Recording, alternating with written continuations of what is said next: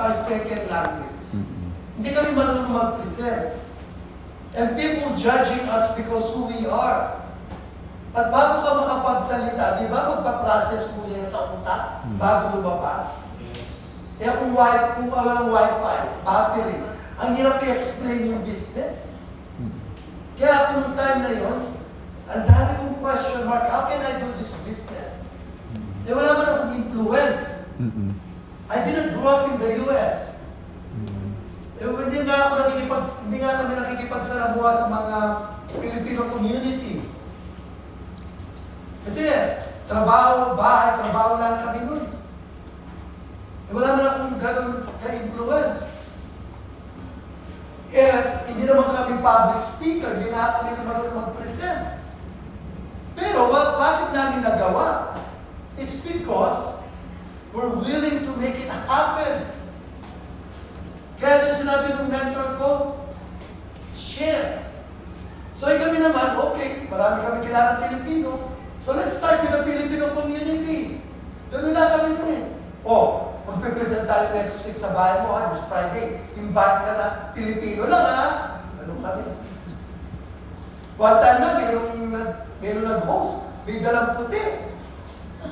Ikaw mag-present kaya niya. English. Usapan Pilipino lang. Ang hirap kaya mag-present ng English, di ba? Tapos, siyempre, yung ibang lahi, nagbabalunod pa. Siyempre, bago namin mag-present, during the presentation, nagtataas ng kamay kong puti na hindi nga namin, ayaw po siya, pansinin, kaya na talagang biniwave niya kaming gano'n.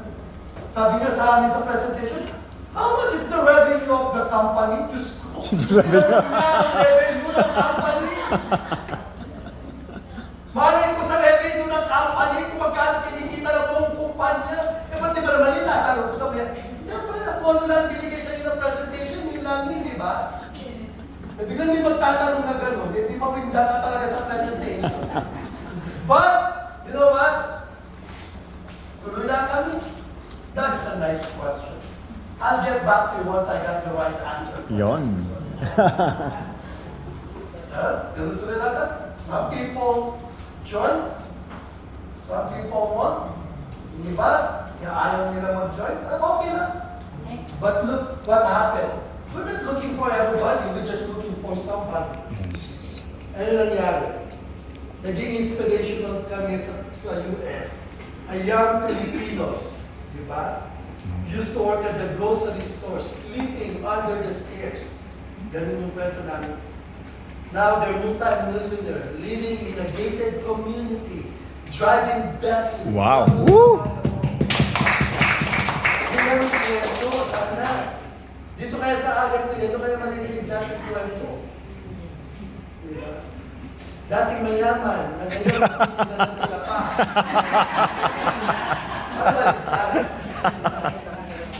Hindi dapat maka-inspire tayo ng kapwa natin Pilipino. Kaya ba natin yan? Kaya.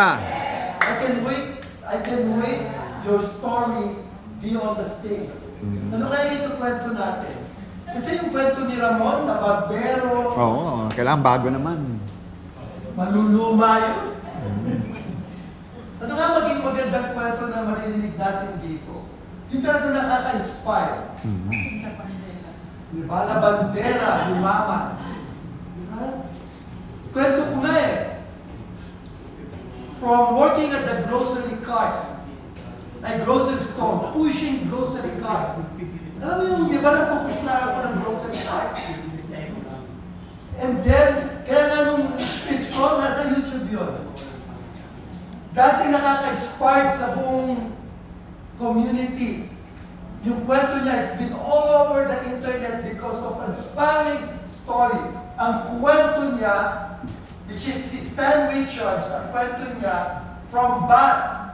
Kasi a driver ng bus, now driving a Bentley. Wow. Inspirational story. Inspirational story. Kasi dati lang siya nagmamaneho ng bus. Ngayon, multi-millionaire driving a Bentley. Kaya nung ako nakaposition na at I got the result, ano yung speech ko? Sabi ko, Stan, I love you so much. You inspired me a lot on your story, from driving a bus, from bus to Bentley. But Stan, here's the new story.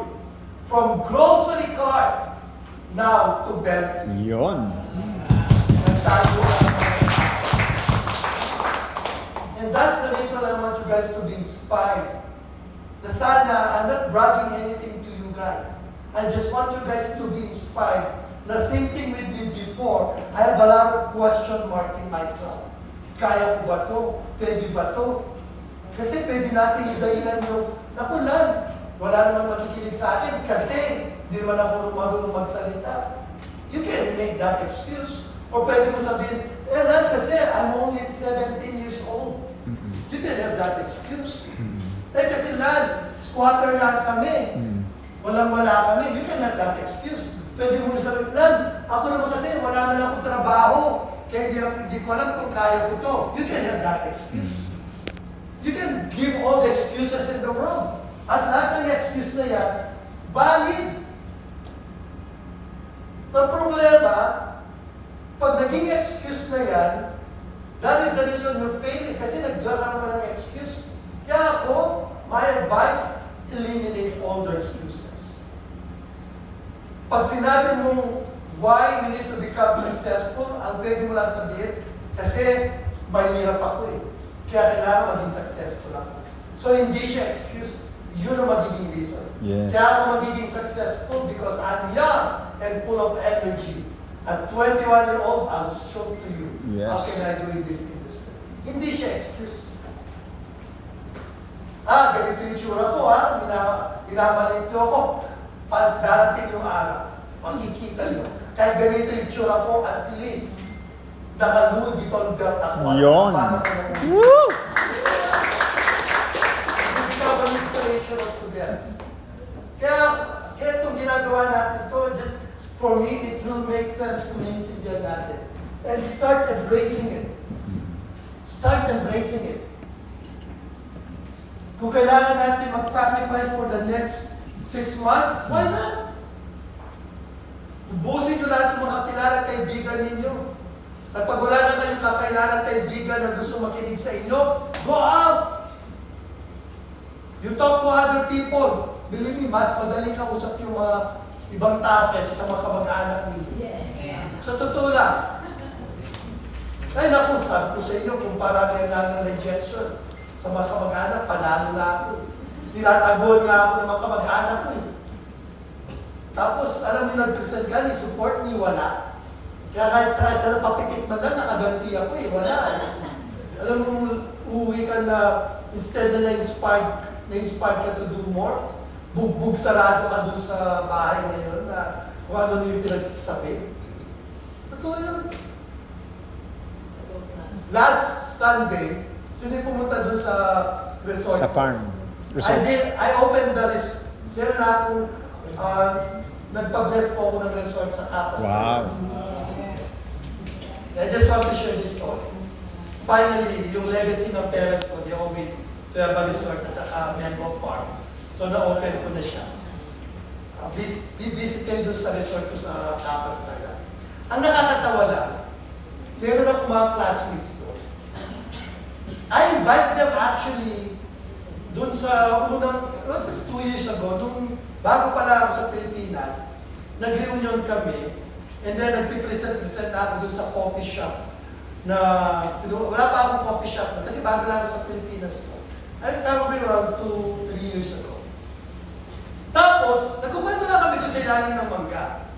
Eh, ang maganda lang nun, etong mga kotse ng RF3, may nakapark na isang RF3. Tapos may nakasulat RF3. Nakasulat RF3. Tapos may nakapark na naman ng RF3 doon sa malayo.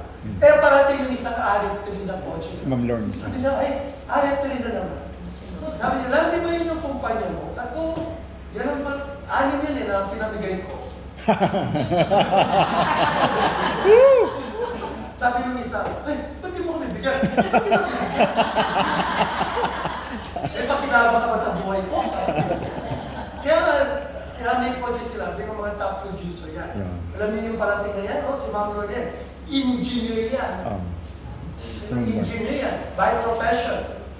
But she able to embrace the industry because she fully understood what this industry is all about. Ginibak niya yung yung career niya as engineer, pero ginagawa nito. Full-time yan.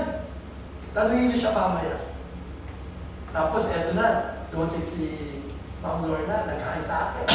Tapos kwento na siya agad. Oh, galing po ng company namin. Maganda si Ma'am Lorna. Kasi nakita mo yung excitement. Tapos eto na. Lahat di ba pinilisan ko na sa amin niya noon? Sabi ko, patay ka ba noon? Nag-open ako doon sa cafe.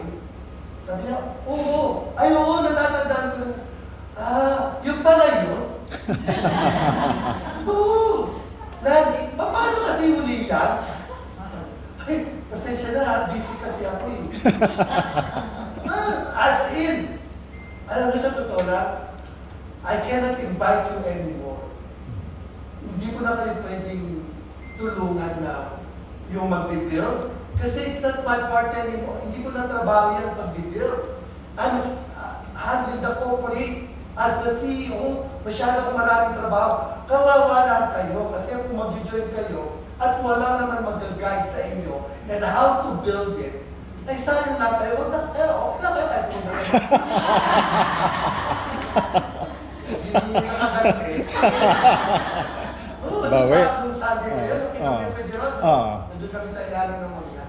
Payback. Sabi ko, paano? Hindi, nagtatanong lang naman, paano yung, ano kasi yung product na yun lang? Diba, sabi ko nga, it's a very unique cream because of the natural ingredients with the herbal ingredients powered by nanotechnology, processed by nanotechnology, powered by scalar energy, nagkakaroon siya ng good side effect. Imagine mo, dami namin testimony. Sabi ko nga, yung mga stroke, nakakalakad. Yung ibang nga, sabi ko nga, ako nga, hindi ako nagsasabi, kayo nakasalamin lahat kayo. Sa kakapahit ko lang ngayon ng pintas.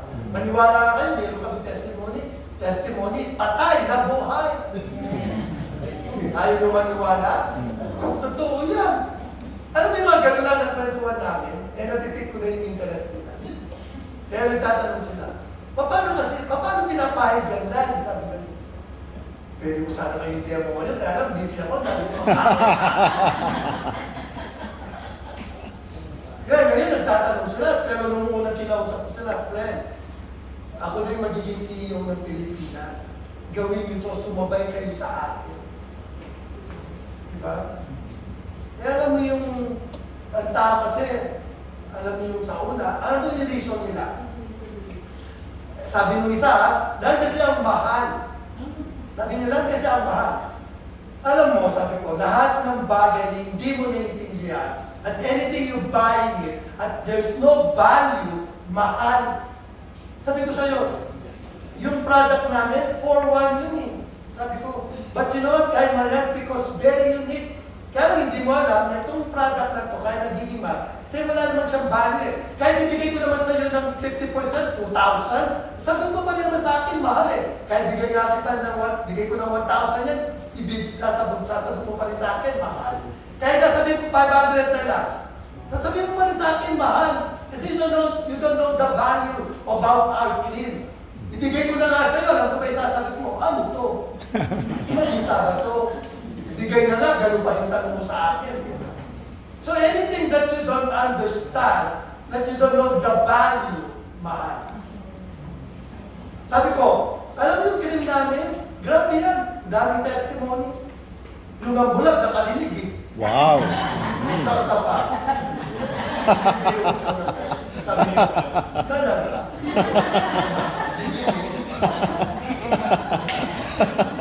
Ano ba?